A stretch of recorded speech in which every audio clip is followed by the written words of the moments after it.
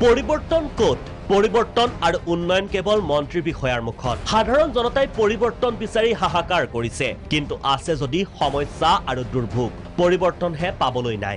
ঢকুৱাখানাৰ এখন গাঁও আজি পৰ্যন্ত উন্নয়নৰ মুখ নেদেখিলে গাঁওখনৰ ৰাইজে। নাই কোনো বাট পথ, যাতায়াতৰ সুব্যৱস্থা। নদীৰ মাজত আছে এখন বাঁহৰ দলং। বৰজুল গহৰাণী গাঁৱত গয়াই যেনেকৈ জীৱন কটাইছে সেয়া আপুনি কল্পনাও কৰিব নোৱাৰিব। বছৰ বছৰ ধৰি জীয়াতু ভুগি আছে এইখন গাঁৱৰ জনসাধাৰণে। ছাত্ৰ ছাত্ৰী নাও বা ভঙা দলঙেদি যায় স্কুললৈ, সংঘটিত হয় দুৰ্ঘটনা। জনপ্ৰতিনিধিলৈ বাট চাই লাভ নাই, ৰাইজে নিজে সাজি লৈছে দলং।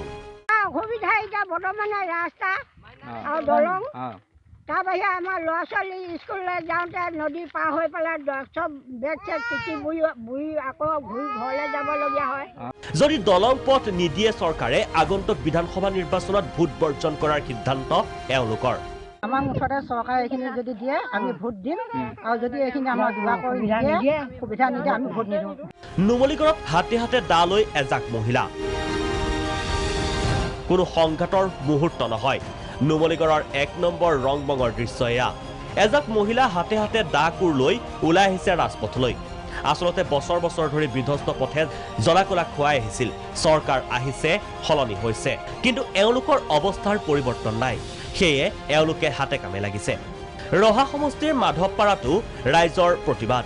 বিধায়ক ডিম্বেশ্বৰ দাসৰ সহযোগীৰ বিৰুদ্ধে MGNৰেগাৰ ধন আত্মসাতৰ অভিযোগ। তদন্ত বিচাৰি এই প্ৰতিবাদ ৰাইজৰ। মৰিগাঁওৰ লাহৰীঘাটত ৰাইজক ভগ্ন দলং জৰাজীৰ্ণ পথে দিছে জমৰ যাতনা। ইয়াতো ৰাইজে গাঁঠিৰ ধন ভাঙি নিৰ্মাণ কৰিছে বাঁহৰ সাঁকো। ৭৫,000 পৰা ৮০,000 টকা খৰচ হৈছে। জনপ্ৰতিনিধিৰ পৰা এক নয়া পইচাও পোৱা নাই। ক্ষোভ এওঁলোকৰ। ইমান দিনে পৰিৱৰ্তন নাহিলেই যেতিয়া, নালাগেই পৰিৱৰ্তন। নিজৰ কাম নিজেই কৰিব। Bureau' report, Prag news.